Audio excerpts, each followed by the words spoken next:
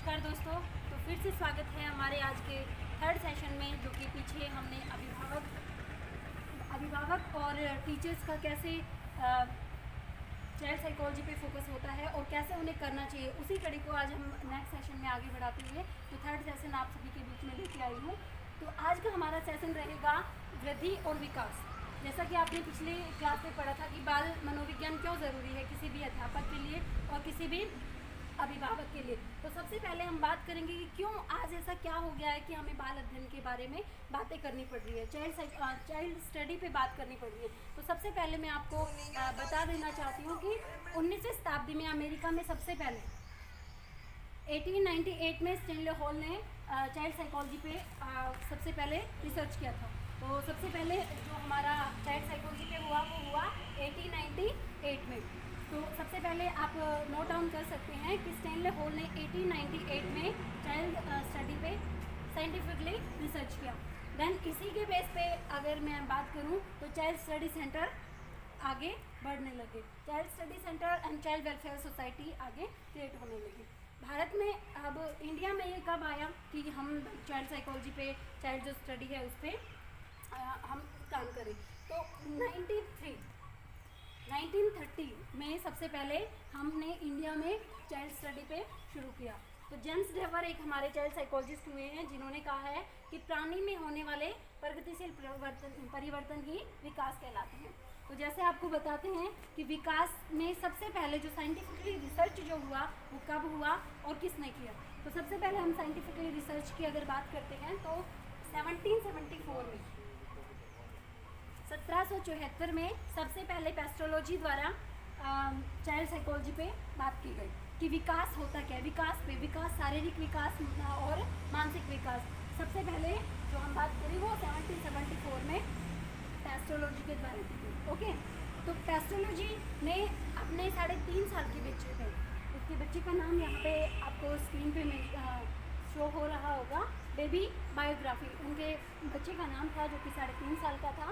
और ये इन्होंने पेस्ट्रोलॉजी में इनके अध्ययन किया था कि बाल विकास में कौन कौन से स्टेजेस होती हैं और वो किस प्रकार से बच्चा विकास करता है। सेकंड जो जर्मनी के टाइममैन हुए हैं, उन्होंने भी एक अध्ययन दिया है जो कि 1784 में फिजिकल डेवलपमेंट और मेंटल डेवलपमेंट पर वर्क करता है। 1784 में जो आया टाइटमैन का, वो बहुत ही अच्छा कॉन्सेप्ट था और उसी कॉन्सेप्ट को आज आगे बढ़ाते हुए हम बात कर रहे हैं ग्रोथ पे और डेवलपमेंट पे। जैसे कि आपको पता है कि ग्रोथ का मतलब होता है वृद्धि या फिर आप इसको अभिवृद्धि भी बोल सकते हैं, ठीक है। तो ग्रोथ और वृद्धि, इसका एडजेक्ट अगर मीनिंग की हम बात करते हैं तो सबसे पहले इसका मतलब आता है बढ़ना। इट मीन्स फिजिकल ग्रोथ, क्योंकि ग्रोथ में केवल और केवल फिजिकल ग्रोथ आती है, ठीक है। तो बढ़ना कैसे, शारीरिक रूप से बढ़ना ही ग्रोथ कहलाता है। और डेवलपमेंट में अगर बात करें तो होता है परिवर्तन का मीन्स चेंज। जैसे कि नाम से आपको विदित है कि चेंज क्या, पूरी लाइफ में होने वाले चेंजेस को ही हम डेवलपमेंट कहते हैं। और इन्हीं डेवलपमेंट से ही हमारे व्यवहार में परिवर्तन आता है, जिसे हम शारीरिक या मानसिक परिवर्तन कहते हैं। तो सबसे पहले हम विकास और वृद्धि पे हमने बात की। तो यहाँ पे आपको बताया कि 1774 में पेस्ट्रोलॉजी ने अपने बच्चे को अध्ययन किया, जिसमें फिजिकल डेवलपमेंट और मेंटल डेवलपमेंट की बात की। तो डेवलपमेंट के ही प्रकार को हम आगे बढ़ाते हुए हम बात करेंगे आज कि विकास की कौन कौन सी अवस्थाएं हैं और कौन कौन से साइकोलॉजिस्ट हुए हैं, चाइल्ड साइकोलॉजिस्ट हुए हैं जिन्होंने विकास की अवस्थाएं डिफरेंट बताई हैं। तो सबसे पहले हम विकास की अवस्थाओं पे बात करें तो एक हमारे साइकोलॉजिस्ट हुए हैं सेले, आप मेंशन कर सकते हैं सेले, SHELLY। सेले जो हमारे साइकोलॉजिस्ट हैं, उनके अकॉर्डिंग कौन सी एज जो होती है वो शिशुअवस्था है और कौन सी एज है जो बाल्यावस्था है और कौन सी एज शिशुअवस्था। तो यहाँ पे हम डिस्कस करेंगे 1 से 5 साल के जो बच्चे होते हैं वो शिशुअवस्था इन्फेंसी स्टेज में आते हैं और उन्हीं को हम बाल विकास की अवस्थाओं में रखते हैं। सेकंड जो हमारे पास आता है 6 से 12 साल के जितने भी बच्चे हैं वो बाल्यावस्था में हम लेके आएंगे। तो बाल्यावस्था में सेले के अकॉर्डिंग 6 से 12 साल का एज ग्रुप हो गया। 13 से 18 साल के जो बच्चे हैं वो किशोरावस्था में कम, ठीक है। तो ये किसके अकॉर्डिंग है, आपसे एग्ज़ाम में पूछा भी जा सकता है कि अकॉर्डिंग टू सेले शेष अवस्था का टाइम पीरियड क्या है, तो you can say 1 to 5 year is infancy stage, 6 to 12 is childhood stage and 13 to 18 is the adolescent stage. So same age Rose भी अपना एक डिफाइन करते हैं कि किस किस प्रकार की विकास की अवस्थाएं होती हैं और इनका डिफरेंट एज ग्रुप होता है। तो according two rows 1 to 3 year is called infancy stage, 4 to 6 year is pre childhood stage and 7 to 12 is post childhood stage and 13 to 18 is adolescent stage। तो एक बार मैं फिर से रिपीट कर देती हूँ रोज़ का कि 1 से 3 वर्ष की जो एज होती है वो आपकी शिशुअवस्था में कंक्लूड होगी कि 1 to 3 year, ओके। 1 से 3 साल का जो शिशुअवस्था में आ जाएगा और 4 से 6 वर्ष का आपका आरंभिक बाल्यावस्था में आ जाएगा और 7 से 12 आपका उत्तरा जिसको हम पोस्ट चाइल्डहुड बोलते हैं और 13 to 18 आपका एडोलसेंस में हो जाएगा। तो ये तो हमारी हो गई विकास की अवस्थाएं। यहाँ पे सबसे पहले विकास पे काम किसने किया, कैसे आया और अपने बच्चों पे टाइडमैन ने बात की 1774 में। तो सेम एज अब आपकी एज जानने के बाद हमें ये जानना होगा कि वृद्धि होती क्या है और विकास होता क्या है या फिर विकास को प्रभावित करने वाले कारक। तो सबसे पहले हम डिस्कस कर लेते हैं विकास को प्रभावित करने वाले कारक कौन कौन से हैं। विकास तो हो रहा है बच्चे का, लेकिन उसको प्रभावित करने वाले कार्य कौन कौन से हैं। तो उससे पहले चलो हम डिस्कस कर लेते हैं कि वृद्धि और विकास में क्या अंतर है, क्या वृद्धि होती है और क्या विकास होता है। वृद्धि की अगर हम बात करते हैं तो वृद्धि का मतलब जैसे मैंने आपको बताया कि बढ़ना, इट मीन्स फिजिकल और मेंटल ग्रोथ इज कॉल्ड वृद्धि, ठीक है। तो सबसे पहले होता है विशेष आयु तक। वृद्धि हमेशा एक विशेष एक पर्टिकुलर एज होती है, उस एज तक ही वृद्धि होती है। उसके बाद जैसे कि लड़कों में अमूमन हम कह देते हैं कि लड़कों की जो हाइट है वो 22 साल तक या 20 साल तक 21 साल तक बढ़ती है और लड़कियों की हाइट जो है 18 साल तक बढ़ती है। सेम एज वही है कि वृद्धि हमेशा एक निश्चित टाइम पीरियड तक होती है, ठीक है। सेकेंड अर्थ हो गया आपका, इसका अर्थ संकुचित है। जब टाइम पीरियड लिमिटेड हो गया तो इसका मतलब है कि वो लिमिटेड ही उसका एक्सप्लेनेशन है। तो इसका संकुचित का मतलब होता है छोटा या एक लिमिटेड एरिया, ठीक है। तो लिमिटेड एरिया में ही ग्रोथ को हम मेजर कर सकते हैं। सेकेंड जो आपका हो गया कि बाहरी, जब ग्रोथ होती है किसी भी व्यक्ति के अंदर तो वो हमें बाह्य रूप से दिखाई देती है। अगर वो बाह्य रूप से हमें दिखाई नहीं देती तो हम उसे ग्रोथ नहीं कह सकते। तो इसमें ग्रोथ में हम शारीरिक और मानसिक परिपक्वता जिसे हम मैच्योरिटी बोलते हैं, ठीक है, इसको हम इंक्लूड करते हैं। अगर हम सेम इसी पॉइंट को हम विकास में डिस्कस करें तो विकास में शारीरिक और मानसिक के साथ साथ हमारा एनवायरनमेंट जो वातावरण होता है वो भी कंक्लूड कर लिया जाता है कि वातावरण से हमारे शारीरिक और मानसिक डेवलपमेंट कितना होता है वातावरण को लेके, जिसमें संवेगात्मक विकास आ गया, हमारा नैतिक विकास आ गया, आध्यात्मिक आ गया, मानसिक आ गया, स्पिरिचुअल आ गया, हमारा भाषाई डेवलपमेंट आ गया। ये सारे हम विकास के अंदर मेजर करते हैं। और सेकंड जो पॉइंट है कि इसका वृद्धि का कोई निश्चित क्रम नहीं है, क्योंकि वृद्धि पहले कब होनी है पहले, जैसे मानो हम फॉर एग्जांपल लड़कियों की बात करते हैं तो कई बच्चे ऐसे होते हैं जिनमें जो नींद छोड़ आदि का उगना है वो छोटी एज में ही उग जाते हैं। तो ये सब एक कोई निश्चित क्रम नहीं है, कुछ बच्चों में उस एज में हो और कुछ में ना भी हो। तो विकास जो होता है वो एक सिस्टमेटिक होता है कि पहले मेंटल डेवलपमेंट होना है तो मेंटल होगा, फिजिकल होना है तो आपका ग्रोथ में आ जाएगा। पांचवा जो पॉइंट है कि भाई ग्रोथ को मापा जा सकता है।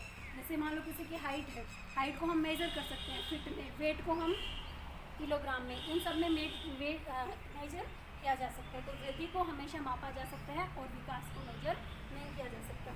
सिक्स जो पॉइंट आता है वो आता है केवल शारीरिक परिवर्तन, कि ग्रोथ जो होती है वो फिजिकल चेंज दिखने चाहिए। अगर आपकी ग्रोथ हुई है तो आपके अंदर फिजिकल चेंज दिखेगा, अदरवाइज आप यू कैन कांट से कि आपकी ग्रोथ हुई भी है या नहीं है, ठीक है। तो सेवंथ जो पॉइंट आता है वो आता है ये बहुमुखी प्रक्रिया। बहुमुखी का मतलब मानते हैं कि हर प्रकार, बहुमुखी प्रक्रिया नहीं है, बहुमुखी प्रक्रिया नहीं है कि वृद्धि एक लिमिटेड एरिया तक एक मुखी प्रक्रिया है, केवल इसमें शारीरिक परिवर्तन होता है लेकिन विकास विकास में बहुमुखी परिवर्तन होता है, जिसमें हमारा सामाजिक, औपचारिक और अनौपचारिक, आपने दो टर्म्स सुनी होंगी, औपचारिक और अनौपचारिक।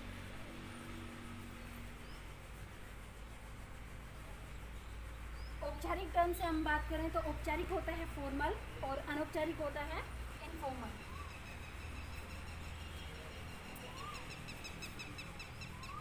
जो सिस्टमेटिक वे से होता है वो औपचारिक होता है और जो अनसिस्टमेटिकली होता है वो अनौपचारिक होता है। सेम एज अगर हम बात करें difference between education and qualification, इसी टर्म्स को लेके, तो एजुकेशन वो होता है जो हमारा फॉर्मली वे में, एक इंस्टीट्यूशनल वे में अगर हमने कोई भी स्टडी की है या फिर एक फॉर्मल वे में किया तो वो हमारी क्वालिफिकेशन कहलाएगी। और अगर हमने इनफॉर्मल विदाउट इंस्टीट्यूट हमने कोई भी लर्निंग अपनी लाइफ में की है, that is called education. Same as अगर हम विकास की विशेषताओं पर अब हम बात करेंगे, विकास की कौन कौन सी विशेषताएँ हैं जिन पे हमें फोकस करना है। तो सबसे पहले मैं बात करूँ तो विकास हमेशा जनरल टू स्पेसिफिक होता है, सामान्य से विशिष्ट की ओर। इसका मतलब क्या हुआ कि विकास पहले मानो कि हमारा पूरा बॉडी ऑर्गन है कि पहले बच्चे की हाथ बनते हैं, हाथ हिलाता है बच्चा पहले पूरा, और फिर धीरे धीरे वो अपने उंगलियों में मूवमेंट लाता है। तो पहले वो उंगली नहीं हिलाता, तो ये सूक्ष्म से स्थूल की ओर भी हम इसे कह सकते हैं। दूसरा जो पॉइंट आता है मस्तकोद्मुखी, स्टेलोकेडुलम। मस्तकोद्मुखी का मतलब विकास हमेशा सिर से पैर की तरफ होता है। बहुत से एग्जाम आपने देखे होंगे, अगर आपने अपर लेवल का भी एग्ज़ाम उठाया सीक्रेट एस्टेट वगैरह का, तो उसमें भी कई बार ये क्वेश्चन पूछा जा सकता है कि विकास की अवस्था, विकास किस अवस्था में होता है। तो विकास हमेशा सिर से पैर की तरफ होता है, सिर से पैर की तरफ। कि पहले बच्चे का, जब बच्चा गर्भ में होता है उस समय सबसे पहले बच्चे का सिर का विकास होता है, उसके बाद ही उसके धड़ का विकास होता है, और फिर हृदय बनता है, फिर उसकी छाती बनती है, और जैसे फिर कौन, फिर उंगलियाँ, पूरे स्नायु। फिर थर्ड जो पॉइंट हमारा आता है वो आता है निकट दूर, प्रॉक्सिमिटी डेटा। ठीक है, इसमें क्या है कि सबसे पहले बच्चे का स्नायु मंडल, कि उसकी वोकेबलरी सिस्टम, पूरा जो हमारे बॉडी का स्ट्रक्चर है वो बनता है। उसके बाद उसका हार्ट बनता है, देन उसकी छाती, फिर कोहनी और उंगलियाँ। तो इसे हम कह सकते हैं निकट से दूरदृष्टि का सिद्धांत। चौथा जो हमारा आता है वो संगठित प्रक्रिया। विकास हमेशा हर प्रकार के डेवलपमेंट होता है। संगठित का मतलब होता है जुड़ना। तो जुड़ना विकास में सारे विकास, जैसे नैतिक विकास, सामाजिक विकास, आध्यात्मिक विकास, भावनात्मक विकास, भाषात्मक विकास, नैतिक विकास, ये सारे विकास हमारे विकास में आ जाते हैं। तो इसे हम संगठित प्रक्रिया कह सकते हैं। ये हमारे विकास की महत्वपूर्ण विशेषता है। जो एक हमारे चाइल्ड साइकोलॉजिस्ट में ओल्सन और ह्यूज, जो कि उन्होंने ऑर्गेनिस्टिक का एक टर्म है, ऑर्गेनिस्टिक, जो कि इन्होंने दी है, उसमें इन्होंने एज का कॉन्सेप्ट दिया है। इन्होंने कहा है कि संगठित प्रक्रिया का कहने का मतलब ये है कि किसी बच्चे की मेंटल एज, कि उसकी मानसिक आयु अगर 8 साल की है तो वो बच्चा, क्रोनोलॉजिकल एज उसकी 12 भी हो सकता है। जैसे कि उसकी वास्तविक आयु बच्चा 12 साल का है और उसकी मानसिक आयु 8 साल की है, तो इमोशनल एज उसकी 14 भी हो सकती है। इट मीन्स विकास को सीमाओं में नहीं जकड़ा जा सकता, विकास लिमिटेड होता है। विकास की कोई लिमिटेशन नहीं होती, विकास लिमिटेड नहीं होता, और ग्रोथ हमेशा लिमिटेड होती है। पाँचवें पॉइंट पे अगर हम बात करें तो आता है भिन्नता, वेरिएशंस। वेरिएशन का सिद्धांत जो होता है वो शेष व्यवस्था में, ठीक है, जैसे जैसे वेरिएशन का मतलब होता है बदलाव, परिवर्तन या भिन्नता। जैसे कहा जाता है कि शेष अवस्था में बच्चे का विकास तेज गति से होता है, और उसके बाद जो सेकंड अवस्था हमारी बाल्यावस्था होती है उसमें थोड़ा धीमा पड़ जाता है, और जन किशोरावस्था में और तेज होने लग जाता है। इसी प्रकार से लड़का और लड़की का चेंजिंग भी, वेरिएशन भी डिफरेंट होते हैं। सिक्स जो पॉइंट आपके पास आता है वो आता है अनवरत, कॉन्टिन्यूस। विकास हमेशा अनवरत, अनवरत का मतलब होता है बिना रुके हुए, कंटिन्यूसली चलता रहता है। तो विकास जन्म से मृत्यु तक, आप इसको यहाँ पे मेंशन कर सकते हैं, जन्म से मृत्यु तक। और ग्रोथ कुछ लिमिटेड एज तक, जैसे जन्म से 18 साल तक लड़कियों में और 22 साल तक लड़कियों में। तो हम कह सकते हैं कि अनवरत, कॉन्टिन्यूस हमारा हमेशा चलता है विकास। सातवां पॉइंट जो आपके पास आता है वो विकास की, वो है विकास प्रक्रिया के समान प्रतिमान। जैसे कि विकास प्रक्रिया के समान प्रतिमान का मतलब है कि कोई भी व्यक्ति चाहे वो कहीं भी पैदा हो जाए, चाहे हमारे इंडिया में हो या फिर आउट ऑफ इंडिया किसी भी कंट्री में पैदा हो जाए, उसका शारीरिक जो ढांचा जो बनना होता है वो ऑलरेडी डिसाइड होता है। उसमें किस टाइप की इमोशनल डेवलपमेंट होता है ये हमारी हेरिडिटी पे डिपेंड करता है। ये संवेगात्मक विकास कैसा होता है और उसकी लैंग्वेज कितना डेवलप कर पाएगी, ये सब भी हमारी हेरिडिटी पे डेवलप होता है। तो ये ऑलरेडी डिसाइड हो जाता है चाहे बच्चे का जन्म कहाँ भी हो। तो विकास की प्रक्रिया के समान प्रतिमान में हम ये कह सकते हैं कि उसका शारीरिक और संवेगात्मक विकास, भाषा का विकास हमेशा समान रहेगा चाहे वो किसी भी कंट्री में पैदा हुआ।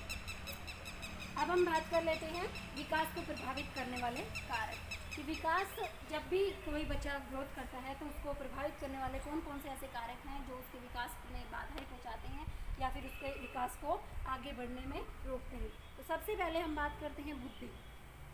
पहला जो टर्म हमारे पास आएगा जो विकास में सबसे अहम महत्वपूर्ण भूमिका निभाता है वो होता है बुद्धि, इंटेलिजेंस। इंटेलिजेंस जो टर्म है वो सबसे पहले टर्मन ने, एक साइकोलॉजिस्ट हुए हैं जिन्होंने इंटेलिजेंस जो टर्म है, टर्मन ने इंटेलिजेंस जो टर्म है वो दी थी। तो इन्होंने दो टर्म्स दी थी कि चलने और बात करने का अध्ययन सबसे पहले टर्मन ने किया था। कि जब बच्चा, इन्होंने एक हायरार्की दी है आप लोगों को, उसमें है सबसे पहले अगर कोई भी बच्चा चलने की हायरार्की की अगर हम बात करते हैं तो 12 महीने का बच्चा अगर चलना शुरू कर देता है तो वो प्रखर बुद्धि वाला बालक कहलाता है। कि 12 महीने का बच्चा अगर चलना शुरू कर देता है तो वो प्रखर इंटेलिजेंस केस में आता है, और 14 महीने का बच्चा अगर चलना शुरू करता है तो वो एवरेज कैटेगरी में आता है, और 22 साल का बच्चा 22 महीने का बच्चा अगर चलना शुरू करता है तो वो मंद बुद्धि बालकों में आता है, और 33 महीने का बच्चा अगर चलना शुरू करता है तो वो एडियट कैटेगरी में आता है। इन्होंने दो टर्म्स यूज किए, दो ही टर्म्स पे काम किया। पहला जो टर्म्स था वो चलने पर किया कि बच्चा चलता है तो उसके अकॉर्डिंग उसकी इंटेलिजेंस कैसे प्रभावित होती है, और बच्चा बात करता है तो उससे उसकी इंटेलिजेंस कैसे प्रभावित होती है। तो चलने पे हमने डिस्कस किया। अब हम बात करते हैं कि बोलने पे। सेम एज इट इज कि 11 महीने का बच्चा अगर बोलना शुरू कर देता है इट मीन्स वो बच्चा प्रखर बुद्धि का है, और 16 महीने का बच्चा अगर बोलना शुरू करता है तो वो एवरेज बच्चा है, और 34 महीने का बच्चा अगर बोलना स्टार्ट करता है तो वो मंद बुद्धि बालक है, और अगर 51 महीने का बच्चा बोलना शुरू करता है इट मीन्स वो बिल्कुल इडियट है। तो हमने यहाँ पे विकास का जो पहला टर्म्स था जो उसको प्रभावित किया वो था बुद्धि।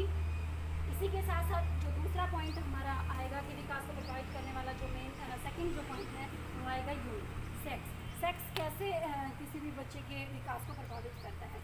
कुछ बच्चे ऐसे होते हैं जिसमें एग्रेसिवनेस ज़्यादा होती है, तो उसी के अकॉर्डिंग वो बच्चे अपना एज से पहले सेक्स हार्मोन्स उनमें रिलीज होने लग जाते हैं, और जिसकी वजह से वो बाल आपराधिक जिन्हें बोलते हैं उसमें बाल अपराधी भी बन सकते हैं। अगर डिफेंस मैकेनिज्म के द्वारा बच्चों को उसी टाइम पे एक सब्लिमेशन डिफेंस मैकेनिज्म, सब्लिमेशन का मतलब होता है हमारी नेगेटिव एनर्जी को पॉजिटिव डायरेक्शन में लगाना। तो जो भी हमारे अंदर नेगेटिव एनर्जी है उसको पॉजिटिव डायरेक्शन में लगा दिया, इट मीन्स हमने अपनी एनर्जी का यूटिलाइजेशन किया। तो वो ये हमारे विकास को प्रभावित करने वाला अहम कारक है। तीसरा जो आता है वो आता है हमारा एनवायरनमेंट। एनवायरनमेंट सबसे ज़्यादा इफेक्ट करता है। एनवायरनमेंट अगर अच्छा होगा, जितना परसेंट 30% जो होता है वो हमारा एमए डिसाइड करता है किसी भी रिजल्ट का, और 70% जो होता है एनवायरनमेंट डिसाइड करता है। सो एनवायरनमेंट बहुत अच्छा होना चाहिए। अगर बच्चा, मान लो आज हम अपने वीडियो से डिस्कस करते हैं कि मैं आज आप लोगों को पढ़ा रही हूँ और आप लोग किसी ऐसी जगह पे बैठे हैं जहाँ पे बहुत ज़्यादा शोर शराबा है, और वैसे आप बहुत इंटेलिजेंट हैं लेकिन शोर शराबा बहुत ज़्यादा है। आफ्टर इतने इंटेलिजेंट होने के बाद भी मेरी वीडियो देख के आपको कुछ समझ नहीं आया, इसका मतलब ये हुआ कि आपका एनवायरनमेंट ठीक नहीं है। तो सबसे ज़्यादा हमें अपने एनवायरनमेंट पे फोकस करना है कि अगर हमारा एनवायरनमेंट अच्छा है तो हम जितना ज़्यादा हमें आउटपुट मिल सकेगा वो 100% आउटपुट लेने की कोशिश करेंगे। सो नेक्स्ट क्लास में हम डिस्कस करेंगे कि कैसे कैसे वृद्धि और विकास होता है, और वंशानुक्रम जो हेरिडिटी होती है वो किस प्रकार से हमारे बाल मनोविज्ञान को प्रभावित करती है। तो आज की क्लास में बहुत बहुत धन्यवाद।